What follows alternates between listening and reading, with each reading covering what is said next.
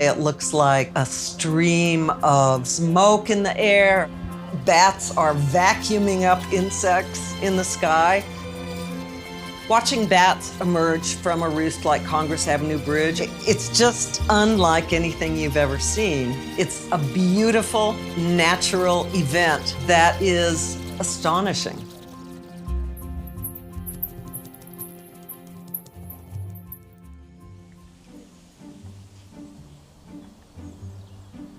We are Austin Bat Refuge. We have the privilege of taking care of all the orphaned and injured and displaced bats. We get bats in from all over the state. We know that there are about 1.5 million in Congress Avenue Bridge, but all in all, I bet there's up to 5 million bats in Austin, Texas. We're bat rich.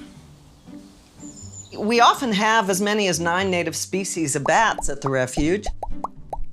We have northern yellow bats. We have one named Buffy.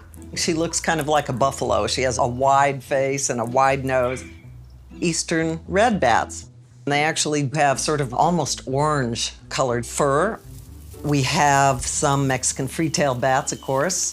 They have kind of a cute little face. Part of the process with rehabilitation is you have to love them to bring them back and heal them. Let him know that you're there for him. And it's pretty cool to look at a little bat's eyes and realize, wow, they're mammals just like us. And they've got all the same emotions we do. You know, honestly, I think they love you right back. Chill during the day, so I warm her up against the side of my neck. One of the things that I appreciate the most is the fact that he has tenderness for wildlife. We've been rescuing bats for about 12 years now. Lee and I met through sort of a wildlife mitigation situation at my old home. A friend of mine had called me to ask if I could come and move some squirrels out of her attic. I immediately thought, wow, there's something here to this girl. So when she asked me what she owed me for doing the squirrel exclusion, I just said, how about lunch?